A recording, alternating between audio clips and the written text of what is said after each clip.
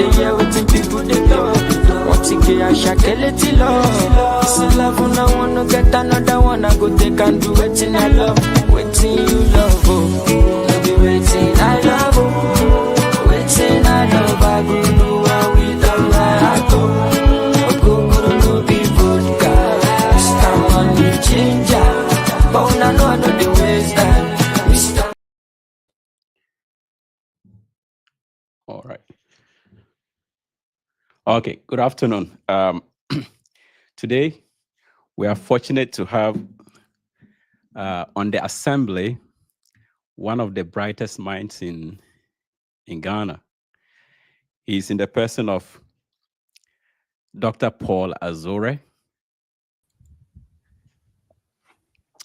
So Paul Azunre is a 2002 National Science and Maths Quiz winner.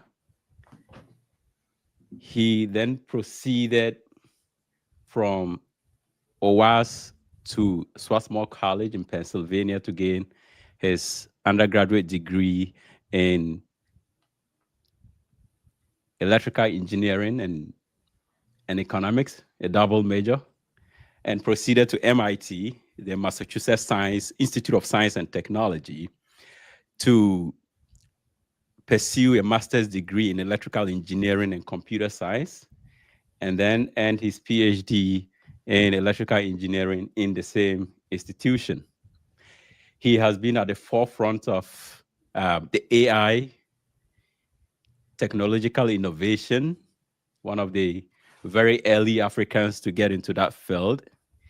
Currently, he has developed an app that translates many African languages, right? From English to the various languages, and also can you translate from, for instance, one local Ghanaian language to another? That's something we are working on, but I would say it's not as in demand as from English or some other major language. Okay, all right. So what I'll do is I have a video you made about 2 years ago about Kaya, and I'm going to play it. And if there's anything missing, I'll come back and we'll talk about it. Okay. Perfect.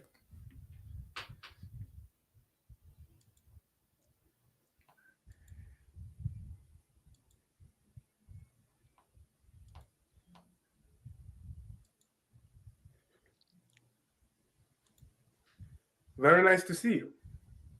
Today, I'm very happy to announce that version 1.0.4 of the Kaya AI, which is an African language translation and transcription app, is now available for Android and Apple iOS, as well as on translate.GhanaNLP.org as a web app.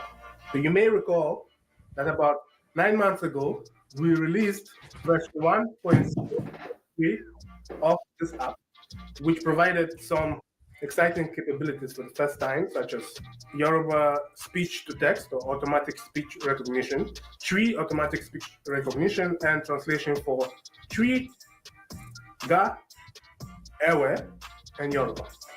Today, we are very happy to announce that we are adding Dagbani to the list of languages. We additionally have a lot more languages ready for the northern part of the country, such as Hausa, Dagari, Mamprusi, Frafra, or Gorne, as well as other efforts across Africa.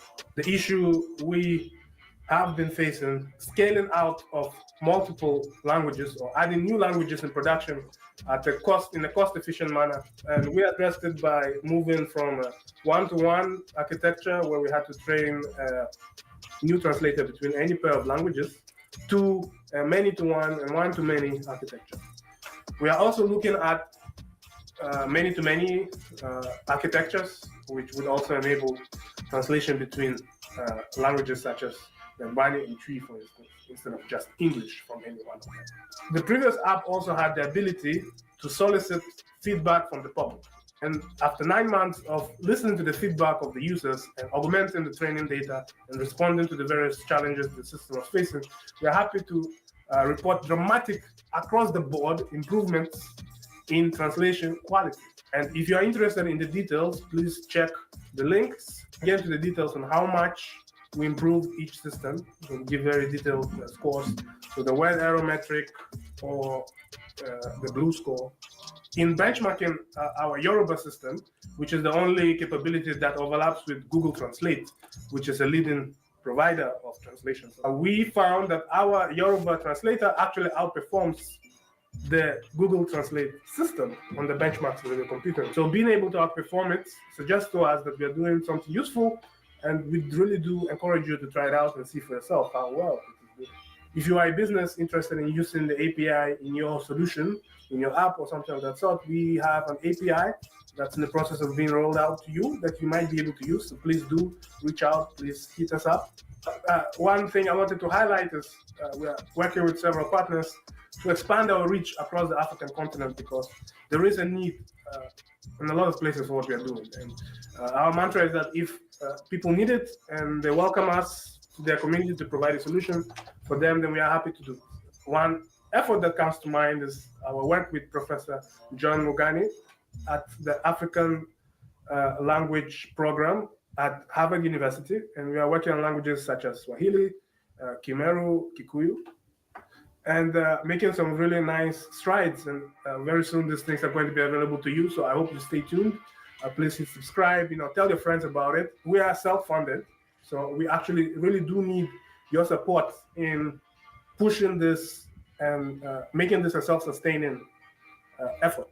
So we provide an ad-free subscription at a very affordable rate of the app. It's $1 a month or $10 a year. And we really think of the people who choose to subscribe to this ad-free version of the app, which, by the way, has all the same functionality at the moment as the free one, because we do want to provide the solution for societal good. When you purchase a subscription, you become an investor in the effort, and you help us to keep this process going, and this is crucial. So please, if you can, please support. Please buy a subscription. Please tell your friends about it. Please share this video. Thank you so much, and I hope to see you soon.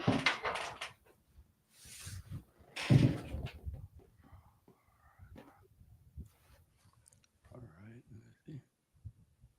right. Okay. Give me a second here. Okay. All right. So yeah, we're back. So tell us a little bit more about Kaya. What is it that you guys have advanced in recent years that wasn't said in that video? Quite a lot actually. Okay. One of the most exciting developments is the text-to-speech aspect, which means you can go into the app and you can write some text and it will speak to you, right? So you can convert text into audio, and we've been able to use it for a number of interesting applications. So if you go to my X account or Ghana NLP X account, you see these examples where we can take a video in English, run it through the system, 3 steps, right? So it will first do speech recognition in the English to convert it into English text, then it will translate it to a language that you are interested in, and then it will generate audio based on that. So effectively, you have a system that can convert a video in one language into a video into another language. Okay. Which is very exciting. So imagine you are watching BBC and you didn't speak English, right? And then you wanted to know what they were talking. Maybe you only spoke Twi, right? You feed it to the system. Out comes a video perfectly synced with the original video. Everybody is in there speaking Twi. If there's a woman, it will be a female voice. If it's a man, it will be a male voice. And they'll be different, right? So we have multiple voices for a number of languages. And of course, across the board, translation has improved, speech recognition has improved. And what's really exciting is we are actually beginning to expand the coverage a lot. Right? Okay. So before we had, we've since that video, we've added like Fante, right? We've added Kusal, right? Okay. We've added, I think that Bani was already there. We added Gorne. Okay. text translation. And within the next few weeks, we are going to add a number of languages. So think about the northern Ghana, right? Yeah. So Gorne, text to speech. That's one thing we are working on. Kusal, text to speech and speech recognition. Gonja, text to speech recognition. Dagari, text to speech recognition. Not only in Ghana, right? So for the Dangmans have asked us to add, because Ghana is different from Dangme. Dangme, yes. So we are working on adding that as well. That one is a little bit further out, but at least the audio components already being worked on. The country of Sierra Leone, we are working with some people there to add languages there. So there's Creole, Mende, Temne. This basically covers all of Sierra Leone. We have solutions that are going to soon come out. Africa's largest spoken language, Swahili. We've been working on that for a while because it's a place where there are a lot of solutions, but the people there tell us they're not good enough. So Google, Facebook, whatever it is, it's not good enough. So we've actually come up with some speech solutions that the people think is a contribution. So is it because they're just a wide varieties of words to describe the same thing or something? Well, yes, this is because Swahili. Yes, there are different dialects of it. That's that's part of it. But I think, and even in Tree, right?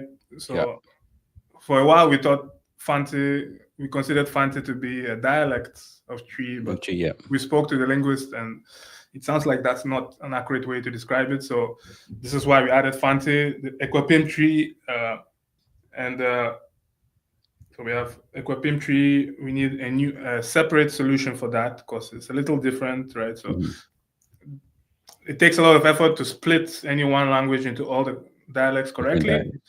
And usually big tech doesn't care enough about that locality to want to do that. It's not profitable for them. So those are the places that we can contribute. And I think even beyond all of that, the reason why our solutions are able to compete with big tech who have billions and billions, and we've not even been able to raise 100,000, right? We are under 100,000. We've used less than 100,000 to do all this. The reason is mostly because we prioritize our languages, right? So if you take one model and you put in English and Spanish and Russian and Chinese, and then you start adding the African languages at the end, usually when they do the optimization, they value English much more. Right? Yeah, obviously. There's more people speaking English. It's a bigger market, right? So they don't really care about the accuracy in that. They call it the long tail of languages. So we are in the long tail, like really deprioritized for them. Right. So obviously, if you're running an optimization and you optimize from the top down, by the time you get to the bottom, this one model is just not going to be. We build a model for Tree. That's it. You get it. This is their priority at the time. That money. This is what we are optimizing. 100%. We don't care about anything else, right? So it's just a matter of putting ourselves first, right? We can't be mad at somebody who is not us for not putting us first. You get it? So we have to do it ourselves because then we care enough to put ourselves first and optimize for ourselves. So this work has been driven more by a sense of patriotism and loyalty to where you come from than anything to do with the financial benefits that could potentially come out of this. You could say that, definitely. If that wasn't part of it, I would have quit a long time ago. Because the funding in this space, there's now funding flowing to Africa. But just like in the world where it flows to English first and then French and so on, it flows to other parts where there are more speakers and so on. And it also flows in a way where if big tech views you as a competition, they're going to undermine you. They're not going to give you money. We've seen this time and time again. The people they choose to align with are usually people that maybe they're not working on something that they can see growing into something that competes with them. And this definitely is an alternative, right? So in some way, I don't blame them for undermining us or not funding us because we are a threat, so they will treat us that way. But I mean, this actually, brings up something I wanted us to get into in the future of this conversation, and it has to do with the support from Africa, right? Perhaps even from funding from our governments or even business folks who, have you made such moves and have they been positive? So I will mostly not. So I'll Okay. tell you that I've been talking to the Ghanaian government to try and raise money for this or try to raise awareness. I think it's about a decade now that Okay. I've been doing this. And definitely, recently there's a little bit more interest, but it hasn't converted into anything tangible yet. Yes. Right. I think the nature of our local politics is such that if you're not already aligned with somebody, right, it's really hard to get in there. Does that make sense? Yeah, because they don't know me, right? They don't know who I might be supporting quietly, right? Yeah. So they're afraid to support me, that I might become a monster or something. I'm speculating right now, but so far all of this stuff has fallen on deaf ears. So I don't think it's we hope it's going to change, and we work to change it, and we've seen some positive signs recently. Yeah. But I don't think that's something that we can rely on. Yeah, Okay. we have to definitely, if in a properly functioning society where everything was the way that we want it to be, this is something the government should be investing in. Yeah. That's what happens in the United States. Yeah, because definitely, especially given the sheer diversity of African languages and dialects, right?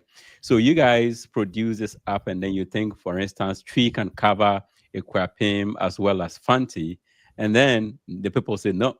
Right? They're completely two different languages. And then you dig deep and develop a model for that as well.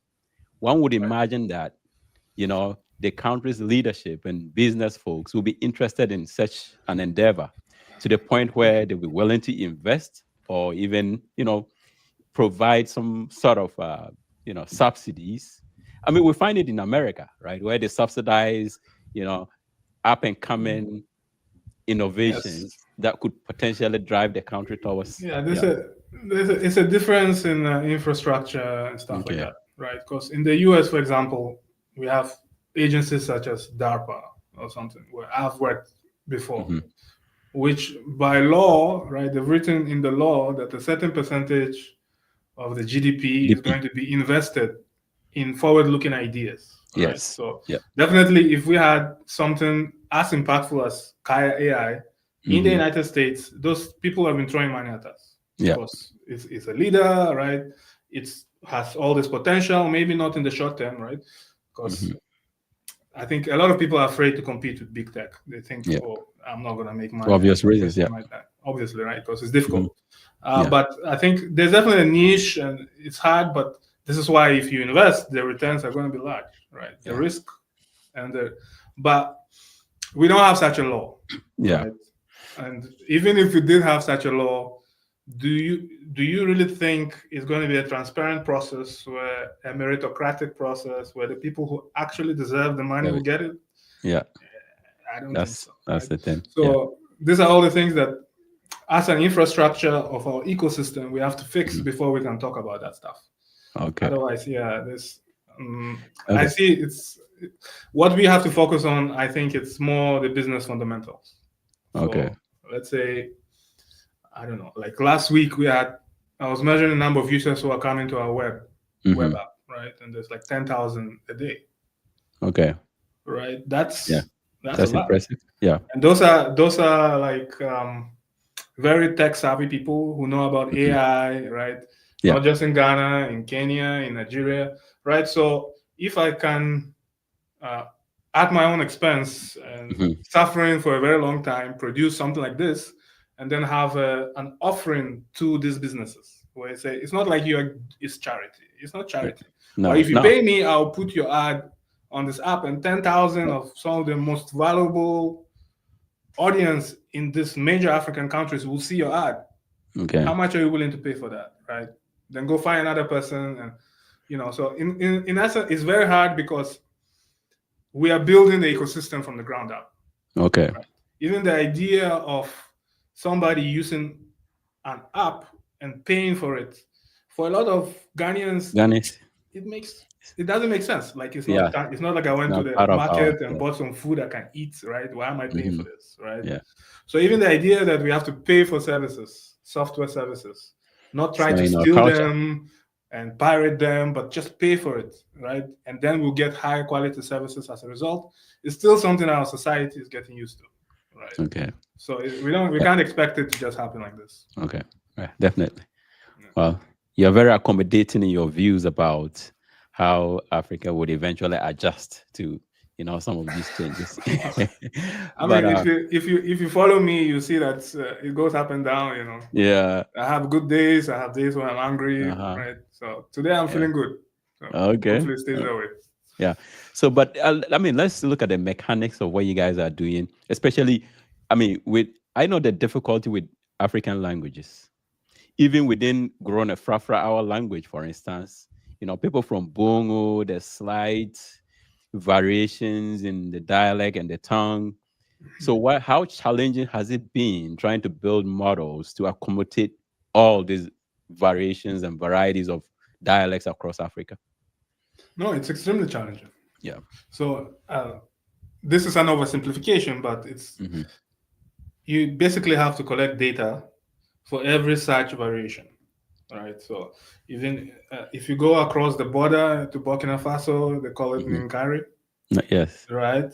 That's completely because they merged with the French speakers and it moved in a different direction, right? Yeah. You have to go over there, you have to collect some data there, go to Bongo, you go to Soy, and you make sure it's representative of everybody. So if you're building a system like a speech recognition system where we are only looking at the input side, you can mix those things together, but you have to make sure that they are representative of everybody. Otherwise, it will work for the people that you represented in the data and won't work for the one you didn't, right? So what does that mean? That's more expensive, right? You have to find the people. For most of these languages, right, if you're going to build a translation system, English to French, you can just go and Google a data set. Yeah. But for Gorne audio, like we had to create from scratch. Yeah. Right? There's no funding, so what does that mean? Nobody wants to invest in it. What does that mean? That means some of the people who really care about this have to save some money, right? And then go into the communities, hire the people. Then you have to think about, studio environments or something like that, where they can sit down. Once you have the resources, you have the people, often you find that you have to train them. Okay. Because they haven't done anything kind of like this before, right? So we are going back to the whole idea of we are creating an ecosystem from the ground up. Yeah. And so it's slow, it's difficult. And even if there was like a lot of money thrown at this, it would still be hard. So you can imagine if in the absence of all of it. Yeah. Yeah. But I don't know. Here, let me explain why I care. When I first started working on this, I had one goal. Yeah. And the goal was to learn Gorne. Learn it well. And I didn't see. I could imagine that if I had a translation system from English to Gorne, I had a speech recognition system that could test how I was pronouncing things, and a text-to-speech that could talk to me and tell me how to pronounce things. I could probably lock myself in a room and like make progress every day, right? And approach. Of course, the best way is to learn from people and be inserted in the community. Yeah. But my life played out in a way that I had nothing to do with. That when I was young, I wasn't there. When I came to Ghana, I had to go to boarding school in Kumasi, in Accra.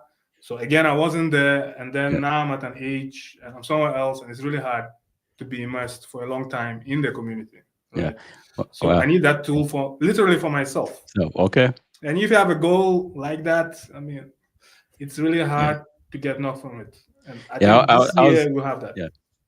Well, I was going to ask you that you're from Bolga, but I mean, looking at when you finished high school, you and I are probably contemporaries. So I was going to say I never saw you on the streets of Bolgatanga growing up. Well, even when we lived in the north, right? So when we come back from Accra, from our boarding school for vacation, in the earlier parts, my dad worked in Tamale. Okay. Right, so we weren't in Bolga. It was when I was about to leave to study in the US, that's when he moved to Bolga. Okay. So it's just the nature of modern societies and Yeah. the Yeah. way we are all over the place. These tools could help us a lot. Yeah. Yeah. Wow. Definitely. And so, but working across Africa, where do you think is more accommodating and easier to navigate, and which parts of Africa has been a little bit more difficult, especially with, a modern innovative tool such as AI? So I think it's roughly, it coincides or correlates with population size Mm-hmm. and economy size, right? So and other things about the economy, right? So um, I would say we've seen a lot of investment in South Africa.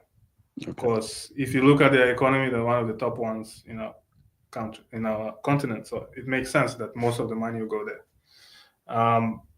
Nigeria, there's a lot of interest recently, just because so many people, right? So many Yeah. potential users of your app. Yoruba has what, 50 million, something like that.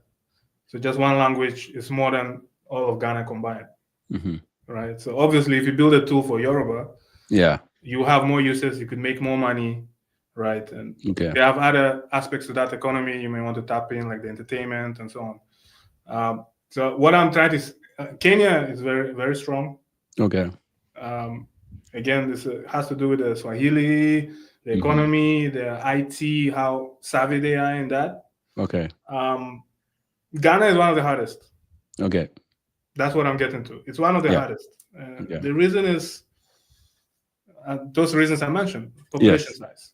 Yeah. Population is already small, and then we have what, 50 or something languages in there. And so you start dividing a small population into little. Yeah. You have to work so hard to cover this small population. So from a purely investment perspective, if somebody didn't care about all those other things we were talking about, cultural diversity, these are my people, I want to serve them, right? If they just look at the numbers, they don't want to invest here. They would much rather invest a fraction in Nigeria and have much more users, right? Okay. Like they can charge ad revenue, all these things. Mm-hmm. So the cultural diversity, which is a great thing about Ghana, in this sense, it hurts us because it's not a big, it's really hard place to build such a solution. Yeah, but is there, are you guys getting any competition from similar minds trying to do similar as you guys are doing? Of course. Like with other Africans who are perhaps also have expertise in the field and that. Of course. Okay. Yeah. I mean, I think that competition mostly happens not in Ghana because, as I mentioned, like Northern Ghana, if we do it now and if we don't release the data, which nobody, for a lot of the data that we have, nobody paid us to collect it. So there's no reason for us to release it, right? If we don't release it, it will be hard for anyone to come there. Because Gonja, it's Agare, Dagbani, Gorne, and they're not even from there, right? How are they gonna? I mean, if they have a lot of money and there's a lot of money, they could try, but we moved first already, right? It'll be hard. Okay. I mean, again, I would say that competition can be a good thing. Okay. Right? There are definitely instances where you can learn something from a competitor, or even a competitor can bring a lot of money into the space, and that can help you validate. If somebody went and raised, 20 million to do a fraction of what we've already done, then I know that what I've done is worth more than 20 million. So if an investor comes to me, I have a hard number and a hard reference I can give them for how much what I'm doing is worth, right? So in a way, competition is a good thing, and we welcome it as long as it's, how should I say it, ethical.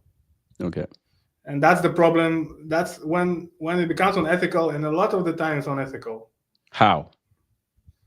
Well, I mean, I don't know. Give an example of how unethical funding would be, like competition would be. Okay, let's say some organization, due to, for whatever reason, maybe their connections or something, has raised a lot more money than you. Okay. Yes? And there are some organizations like that. I won't mention names because I don't want to create talk what. But there are organizations raising a lot of money, right? And once they have the money, they do unethical things with it. So we will have people like infiltrating our community and trying to hire away our people, Okay. right, to work on competing products, those type of things. That's unethical, right? Okay. If you wanna, let's say, if you wanna work with Ghana NLP and you have a lot of money, contact the leadership of Ghana NLP.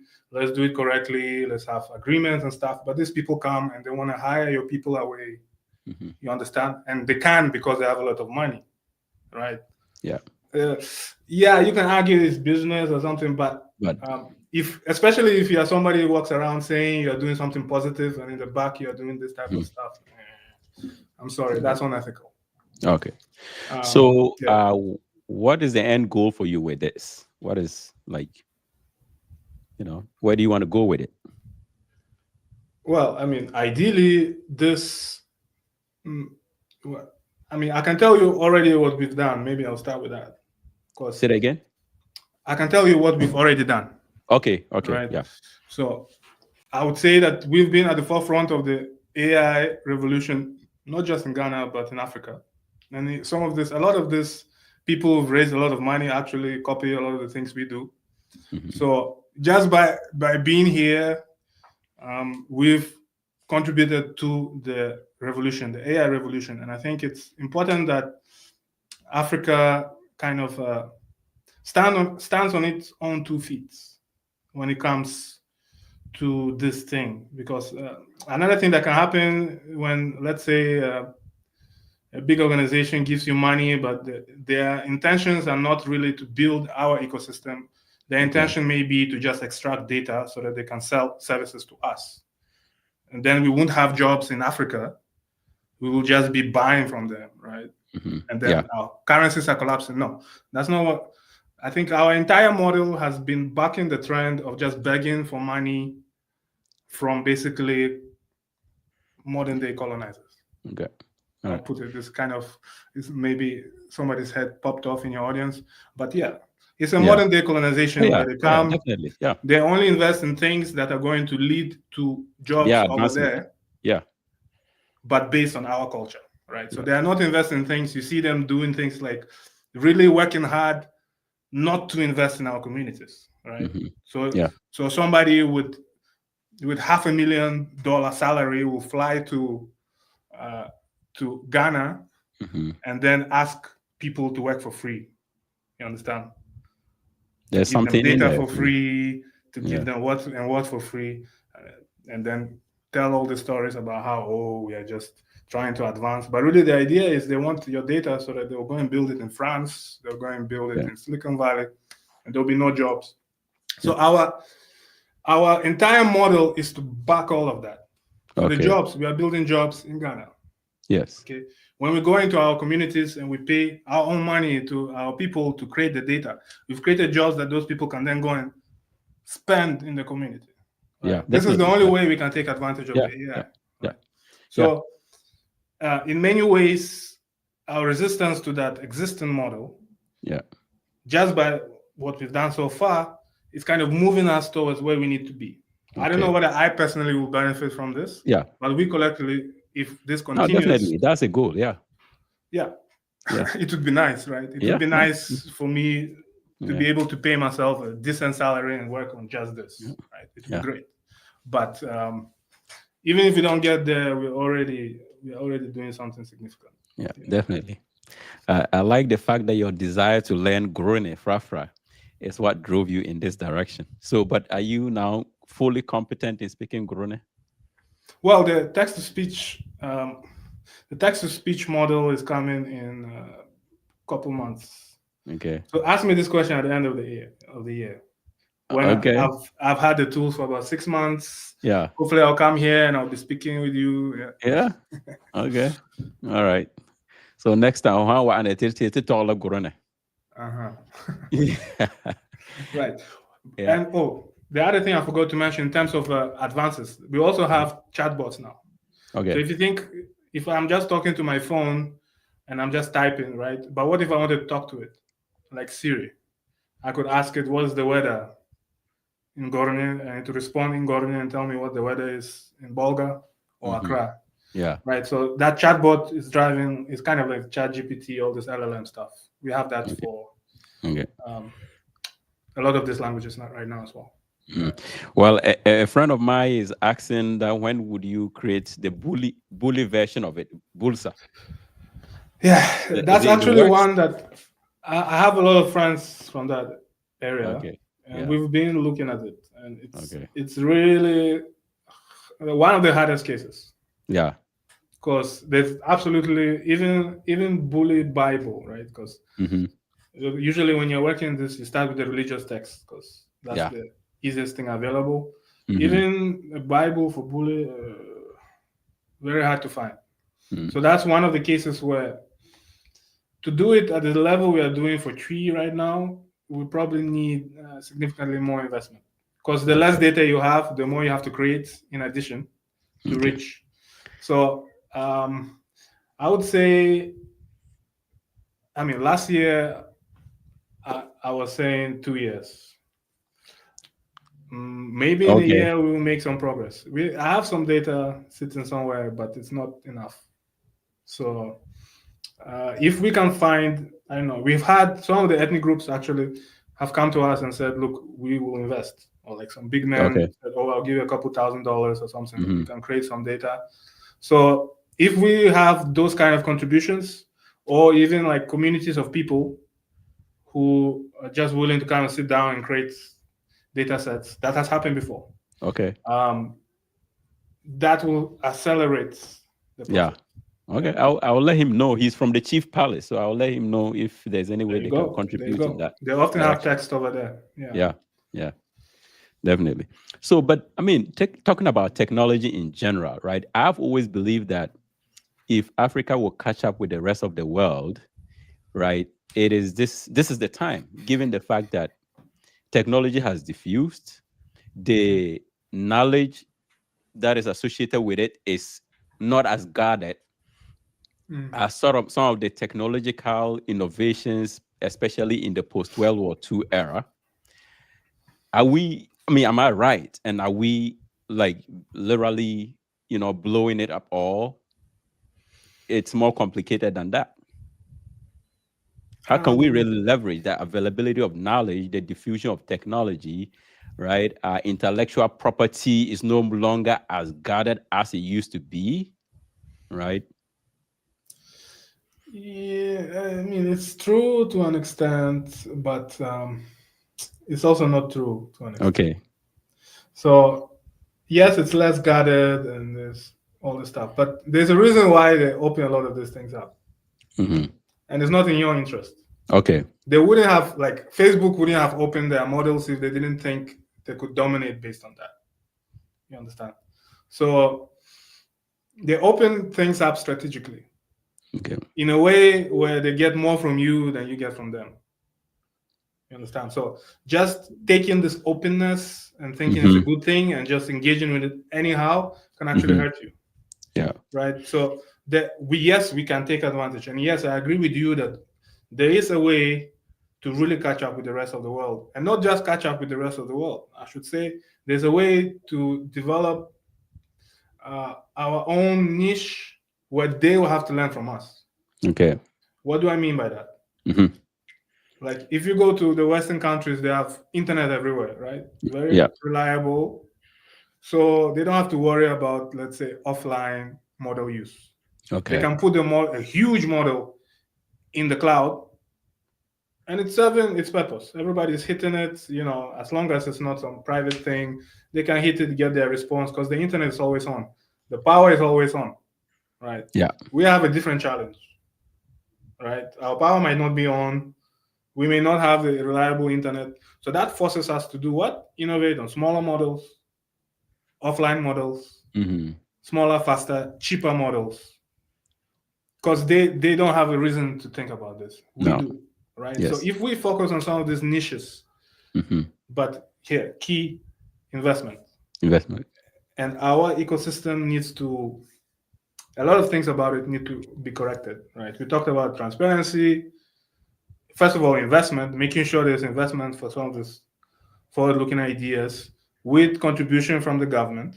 Right, the government has to be involved. there's definitely money for this. It just some things have to change in our mindset of what we expect from and how we hold them accountable to make sure they do these things. As long as there's transparency, they're investing in the good ideas, like the ones we are talking about, we could become the center of a certain aspect of it. Yeah. And even the fact that we have so many languages interacting with each other, we are going to discover things that they had no opportunity to discover. Yeah. Because it's a whole different environment. Yeah. So once we hit some of this fundamental restructuring things, we can do it. Yeah. I mean, I was actually going to say that because given the amount of work that you guys have put in this, I don't think anybody in similar space as you guys in the West has gone through the twists and turns that you guys have gone through to develop this app for that many African languages. Yeah. So you come with a whole set of experience that is cannot be competed against. I can code Android, I can code iOS, I can code web apps, I can code the AI, the Python, right? Yeah. If you come to the West, usually they specialize in different, because they don't need, one person doesn't need to figure out. Yes. Look, we have one intern. We have an intern who is doing more in a part-time role than I've seen experts in the West do, like full-time, making 10 times more. Yeah. What I'm trying to say is we have the talent and we have people who are extremely motivated. Like I'm telling you, an intern is doing more than somebody making $500,000 here. Yeah. In a part-time role. Yeah. We have these people. We have to find them. We have to support them. We call them 5x, 10x engineers and stuff. Okay. Yeah, they are there. Trust me. And the other part that often happens, right? Of course, when those engineers are discovered, often they end up where? Going for more money. Pushed. They end up leaving the country. Yeah. Yeah. Why are they leaving the country? Yeah, I was going to come to that soon. Yeah. Right, because that's the topic that we're talking about. Because there isn't support. If that kid has a brilliant idea and knocks at the door of the government, trying to, for 5 years, 10 years, can you really blame them for leaving and going, worrying about themselves? We can't. Yeah. So we need to make sure that we can keep them working on our problems. But that requires investment in them. It requires prioritizing that. Yeah. Which I don't think right now we do that. Yeah, since you touched on it, I mean, let's just go in that direction. I mean, what do you think that our governments and even civil society groups that are interested in the future of our country should be doing to build that ecosystem that you have constantly talked about? Because I always say that many of us living abroad are still very loyal to Ghana and would wish to be part of its advancement. And, and also, like, I mean, I looked at the kids that went through the brilliant science and math quiz recently, and many of them are in Ivy League schools over here, Harvard, Penn, but it's very likely that once they are done, our system is not going to be ready for them, right? What do you think is missing? What should our governments be doing to really attract them? Not necessarily to come back physically home, but even do something like you are doing currently, because it has to take a personal motivation for you to move in this direction. Yeah, I mean, it's all of the things that we've been dropping in the conversation so far. Yeah. If I don't know, if you know of an ecosystem where there is a semblance of meritocracy.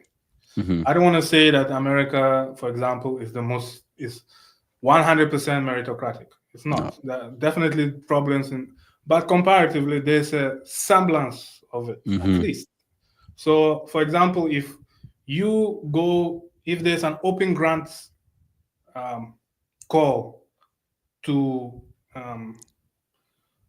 get funding for ideas of entrepreneurs, and you have actually a good idea with traction, and you send it in, chances are you will succeed if you keep trying. Okay. Right. So you don't have to know anybody. Yeah. You don't have to go and pay anybody any bribes. You have a good idea, you submit the idea, and it's funded. Period. Transparency, meritocracy.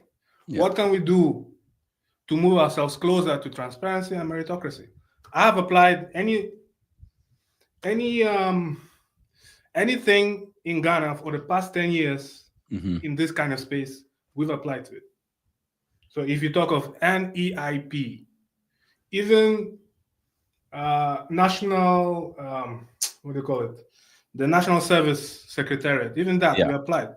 Not a single thing has been granted. Okay. You understand? So this ghost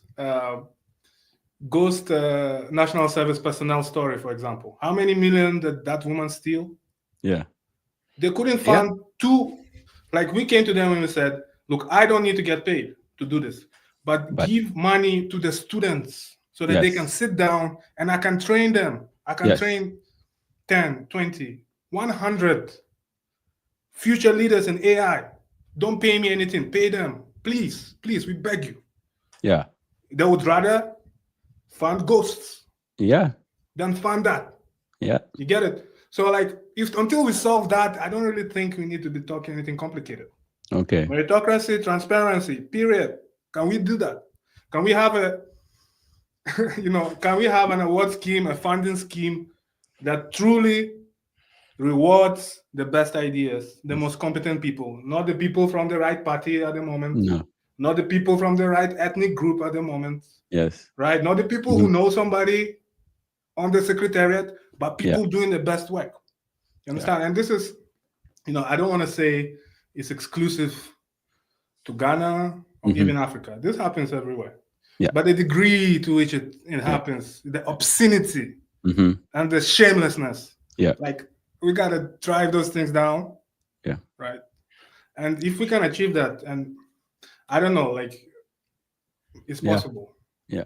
I mean, it's a mindset. No society is completely, ethically on, let's say, the highest mountain, but they are striving, right? There's always the effort to stamp it out. Aspirational. Aspirational. I'll give you another example. If I may. There is one thing I've seen is like a lot of the time, like, Ghanaian media is pay to play, which means like, we've literally, the first few years of our journey, we would go to the media houses.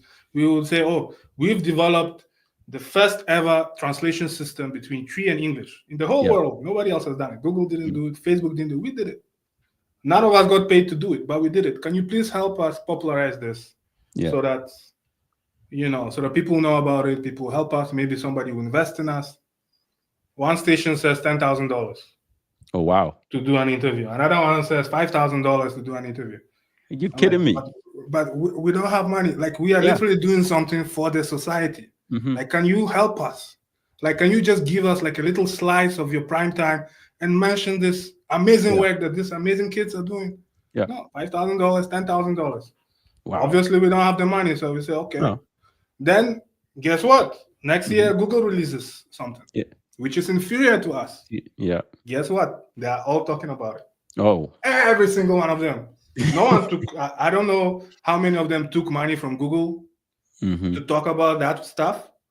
But they were all talking about it. And I bet the vast majority were doing it for free.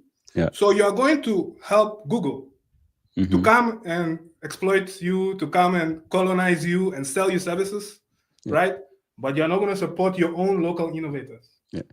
I think sometimes, mindset. I think sometimes it's our attraction to glitter, right? So if it comes from Google, right, a giant company, it must be authentic. But if it comes from our local geniuses, then it's like, oh, this is inferior. Yeah, but you could have tested it. You could have done some. Are you not a journalist? Isn't that your job? To do some, I don't know, digging. To do some digging. It could be not true. I mean, check it out. But it's pay to play. So if you are a local, but if you're a foreigner, apparently you can get it for free. So how can you expect the local innovation to have a chance? Well, I guess sometimes when we in the social scientists talk about decolonization, this is it, because sometimes it is still tied to the legacy of anything coming from the West being inherently good, and what we produce ourselves is looked upon as if it's something inferior without even evaluating the functionality of the thing itself, right? Yeah. And it's that mindset that has to be broken by this concept of decolonization that we constantly talk about. And it's pervasive in every sphere, in the sciences, in everything that we do. Oh, of course, yeah. Yeah. And we also should be very conscious of not repeating the same kind of colonization mindsets internally. Yeah. So we talked about why some areas of Africa might have more investment than others, right? So the danger is that the colonization structure would just be imported internally. Yeah. Yes. Whether it's within Africa or within Ghana, some people are going to prioritize over others. We can't have that, right? We need to have a more inclusive ideas. Yeah. Well, I mean, somebody is asking that how do private entities get to invest in this future that Dr. Azunre is talking about? Well, it depends. It depends on the amount of money you have, right? This is actually, we've had a few people come to us and offer amounts that we just don't have room for them right now. Okay. So let's say you came with if you came with, let's say, $2,000 and you wanted to buy shares, we are not a public company. Public traded. We can't sell you a few shares, at least not yet. Usually, at the beginning of a project like this, there's a big investment, right? There's a big investor, and then with time, it goes public, and then smaller investors can come in and contribute. But yeah, we may have to change that structure and allow small investors to come in early. Actually, things we are talking about, it may need a restructuring of you're building the whole ecosystem, so you may have to restructure even the whole expectation around investment and how it goes, the timeline. Yeah, decolonization. Come again? Right, decolonization, because we don't have to follow the Western model of investing in startups. Yeah, it could be something different. Yeah. So I actually, like last week, someone offered some money, which was significant, but it wasn't like in the big investor space. And so I had to ask the lawyer, like, what can we do? Can we sell shares at this stage? Like, is there a way? So yeah, we may have to do something like that. Okay. So stay tuned. All right. Okay. So, but I have another question for you here that says, can you ask him how is university and his university training prepared him to aim to achieve the things he is doing, and how he believes Ghanaian universities should approach training of the next generation of talents. I mean, you did undergrad here all the way through to PhD, right? Comparing that to, I mean, and you didn't have the college experience in Ghana, so you may not be able to speak to that, but at least from your secondary school education, I mean, it's quite similar, right? So how do you really compare the two, and how did that prepare you for what you're doing right now? No, definitely. I would say when I was very good at theory. Ghanaian high school prepared me for theory. It was like SATs, GREs, all those tests were very easy for me because I knew how to work pen and paper. I knew how to think in theoretical, right? But a lot of the problems we are talking about are practical problems, right? So if I think about, let's say, my PhD at MIT, it wasn't so much theory. It wasn't like, well, in the beginning, you learn some fundamentals, but the vast majority of it is you were just thrown in the deep end of a problem. In my case, it was solar energy, and it's like, build something, right? Here are resources. Here are machines, books, internet, computers. Do it. You understand? So then it's like, okay, you have to go and pick your own idea, something that drives you, really drives you. Yeah. Develop that idea. Of course, the professors and all of them that are there, you can go and talk to them. But they're not doing it for you. And sometimes if you're doing something new, they may not even know the answer. But there's a way they go about asking some questions. Or have you thought about this? Do you know there's somebody? I know there's somebody in this department you can go talk to. You know, they might have some ideas, right? So it's not a very structured environment. It's more free flowing where people are allowed to explore ideas. They're well equipped Yeah. and then they exploit. So more of that kind of mindset, more hands-on things, robotics, introducing programming early in schools. I think we are doing some of that now in high school. We can do more of it. And one of the, I don't know, role models. Okay. Having role models who not, I'm not saying pastors are not important, Yeah. politicians are not important, but scientists Yeah. are also, Real mentors, career yeah, mentors, right? yeah, an ecosystem of mentors and people who can show the way to the younger ones that there's a way to do this. Okay. Okay. Yeah. And I was going to just add to that, because our educational system sometimes doesn't give us the confidence that we can explore our own intellect and develop very innovative things that nobody else has, because we were pretty much taught to retain what the lecturer taught us, right? And so sometimes you are not even confident that if you go outside of that, it can be valid and Even if very you say the valuable. same thing and you use different words, they may Yeah. subtract Yeah. marks. So you have Yeah. to remember exactly how they said it. Yeah, Yeah. I know exactly what Yeah. you mean. Yeah. Yeah. So this is But where yeah. if we had, or like the Swarthmore, my Swarthmore undergraduate education, that's another place where I saw a change from the more theoretical answer questions to program this robot. This you have one semester to program this robot to do the thing in like a big room, I don't know, to explore a path or something like that. And they leave you in there, right? Okay. They motivate you, they say it's cool. Can you find some ideas? And then when you find some ideas that may sound simple but um, innovative, they encourage it. They say, "Oh wow, Yeah. can you explore that? Yeah. Right? Try that idea. Let's see." Just encouraging people to really take the lead and have initiative. That's the thing that we need to do, and to have like to work on practical things. Yeah. Yeah. I always say that if Mark Zuckerberg or Bill Gates were Ghanaians, they wouldn't have had the confidence to drop out of Harvard to pursue something that they didn't know was likely to be successful. I would say yes, but I don't know if those people are very good examples, because Okay. both of those people are born on piles of money. Okay. So they could take the risk. I don't know. They could take the risk. I think if somebody in Ghana had the kind of money Zuckerberg had when he was born, I think that they Okay. could take a risk. But yeah. So I don't want to oversimplify it, but yes, you're right.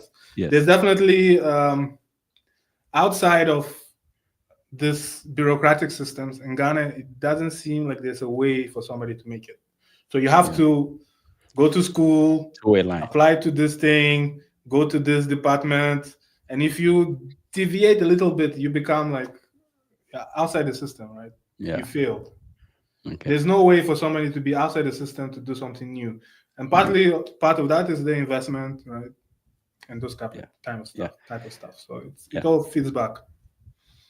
Okay, I know we wanted to keep it in an hour, but I wanted to gravitate to Dr. Pushkin, your other character, right? When I posted, one of my friends, he's actually an American guy. He says he looks like the rapper from Cali, Sugar Free. You know that rapper? No. Okay. But I hear those type of stories a lot. I look like some Mexican celebrities. Apparently, I ran some ads in Mexico, and they were telling me, "Yo, is that Luis? What something? I'm like, what? And it does look like me. So, so how does a nerd become a rapper? So I mean, I think it fits back into the bucking the trend concept. Okay. It's just something. When I was a kid, I wrote poetry. Okay. Right. I wrote poetry in Russian language. I don't know if you know who Pushkin is, but yes, he's considered one of the greatest Russian writers, or like the creator of like the modern literature, Russian literature. Yeah. He had African ancestry, right? So one of his ancestors was a slave brought by the French or some Western country to Russia. And in Russia, that Imperial Russia, right? This Gannibal became like a general, and so like a nobility, basically a black nobility in Russia at a time where in the West there were slaves. Right? So one of his descendants, Pushkin, created modern Russian literature. So when I used to write poetry as a kid, I just had it in me. I don't know. I would sit around and write little books and tell stories. My teacher said, Pushkin, because another African is here. And that was my best subject, actually. I was the best student in creative writing. Okay. So the poetry, the novels, the storytelling. When I came to Ghana around when I was 11 years old, I lost the proficiency or that kind of proficiency with the Russian language. Okay. But I still had the urge to do something creative. Okay. And so this is when I gravitated towards more, because hip hop sounded like poetry to me. You know, my brother was really good with creating the melodies and stuff. So we worked together a lot and created like a group, a musical group, and I just kept doing it. Yeah. Okay. I mean, I wanted to play your most recent track. Okay. Yeah. Okay. So which let one? me the Empty Grave. Okay. Empty Grave. Yeah. Okay. So let me play it and then featuring B Wayne, who is from Bolga. Say it again. Featuring B Wayne. Oh, he's from Bolga. He's from Bolga. Okay. Okay. Yes. Let's listen to you in a minute.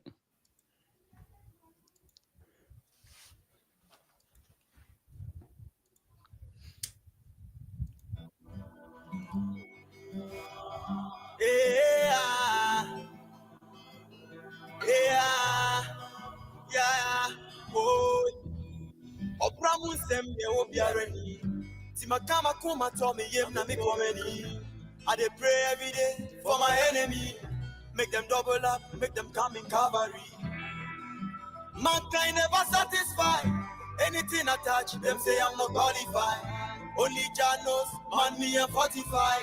Them I now, all these niggas modified. Tryna kill my energy. Put me in my early grave. Undertakers tryna bury me. When I'm dead and gone, them go tell me R.I.P. You go see an empty grave. I say you go see an empty grave. Them go see an empty hola. Oh yeah, oh. Wakami a chef from na suchiana mente. The kama semda asoniana mente. Malubla berku ding man na suchiana enche. I no lose again, man, I no feel lose again. They grieved me, deceived me, then they stabbed me in the back as I lay there and bled. They looked into my eyes and fled many words, like I said, as they left me for dead in this graveyard of dreams. Yes, we have to be brave just to climb out this grave that they died for our soul. No, I never forgave those who made me a slave to a system that caves to the west of us all. In despite that they pride, only Jah be my guide. Divine we align, by no man we abide. I don't need no award, I'm self-satisfied. Never bother but them opine about what they can't quantify. While they do this for clout, we'll be wandering different route, we'll be out there contending for life. That is all that my life is about. I proclaim it is darkness, so shine. What for signs? Know your word is so good. Live them terrified, always rectified. Let's just get it right, not define my opinions. Self-amplified. Step by step climbing out, ascending heights. They try to clip my wings, but I stay eagle-eyed. Like a phoenix, we arise, arise. You go see an empty grave. I say you go see an empty grave. Them go see an empty hola. Oh yeah, oh. Wakami a chef from na suchiana mente. The kama semda asoniana mente. Malubla berku ding man na suchiana enche. I no lose again, man, I no feel lose again. That's a okay. That's a very good. Yeah. It's a very good metaphor about what all the things we were talking about. I don't know if you followed the story in the video. Yeah. But basically, betrayal by some of the closest people next to you, and overcoming that. Yeah. And emerging out of the grave. Yep. Yeah. So the grave is kind of like, if you are born in a place where it seems like you can't succeed, or anything you do doesn't seem to work out, and it seems hopeless. And I was actually, by the way, buried for that scene. They You put me were? in the grave and they put me in the Yeah. ground so I Wow. could come out. Yeah. Did you This do is it in how Bolga? far. This was Red Clay Studio Tamale. Oh, okay. In Tamale, yeah. Yeah. So, but I mean, is the music something you intend to pursue seriously, or it's just a hobby? I mean, I don't think if you look at my art, and if you come to your own conclusions, I don't know. The video you're playing has 600,000 views on YouTube. Okay. Yeah. I just played. Yeah. I think you're good, but what I'm asking is, are you willing to push it in a way that a musician No, would? but let me finish. I just finished performing at the biggest music festival in the world. It's my second time there. Where? My South by Southwest, Austin, Texas. Okay. That was my second time. Yeah. I said I have millions of streams on my YouTube, hundreds of thousands on my Spotify, and I mean there are people who are calling themselves professional who are not reaching this height. So if you think what I'm doing is a hobby, that's I'll leave that to you to determine. Well, I didn't just imply it that way. I was trying to balance your profession as an AI innovator and then a musician. But yeah, I mean, no, I'm not offended or something, but I get this question a lot. People assume it's a hobby, but I ask them to go and look at the numbers, to go and look at how serious I take it and the kind of heights we are reaching, to draw their own conclusions. Yeah. For me, it's like all right. I cannot not do it, if that makes sense. Yeah, okay. Because if you listen to my lyrics, I'm literally talking about the same things we are talking about, just in a different way. And I need to keep doing this to remain sane. Yeah. And so, I'll keep doing it. See where it gets to. As long as I enjoy it, who cares? Yeah. I would definitely take a music star from Bolga. We need more. Yeah, we need more. But how is the space? I mean, how is the space in Bolga, the music industry in Bolga right now? Are they, promising up and comings? A lot. Okay. I mean, it's a similar investment issue, right? Obviously, not as much investment as Accra or Kumasi, but in terms of how many talented musicians we have, I think we have an outsized number of them compared to the rest of the country.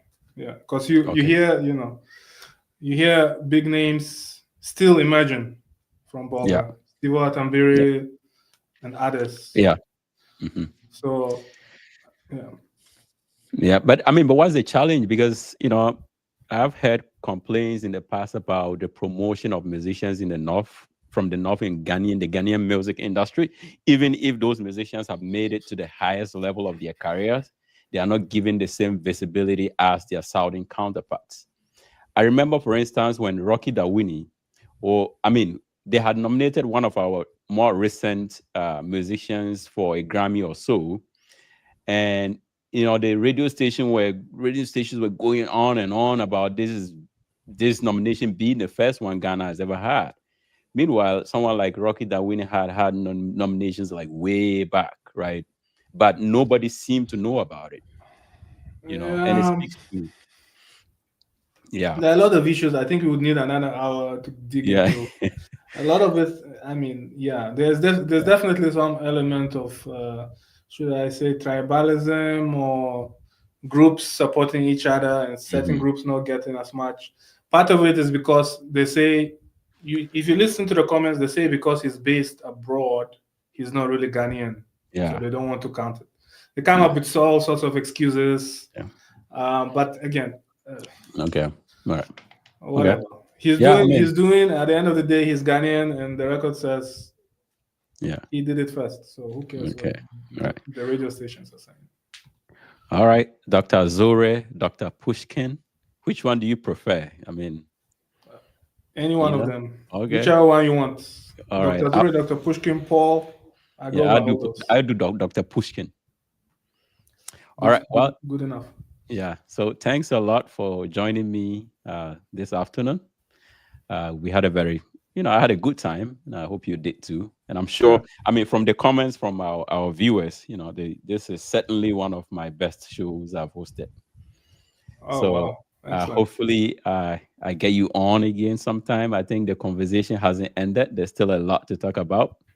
Yeah. And I wish you all the best. Thank you so much for having me. And yeah, if I come down to Texas, I would definitely try to link up. You have my number now, so yeah. I look forward to it. And if you're ever in the Boston area, let me know.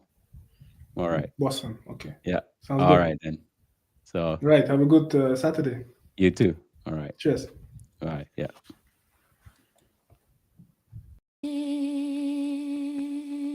You let a yum yum yum yum yum yum yum yum yum yum. Naya pere Matinaya bese. You let a yum yum yum yum yum yum yum yum yum yum. Naya pere Muna kapera Chora kakisa Bayari hele pere Balungana baire Tupa ani Aimping tuna Masanta tapage Bayu tuvitele Masankele yura Babantu bidara Bayari hele pere Bongana baire Tupa ani Asikulja tuna Ikina kine Nkile sikulja kine Chitatia Undidle sikulja tia Satasua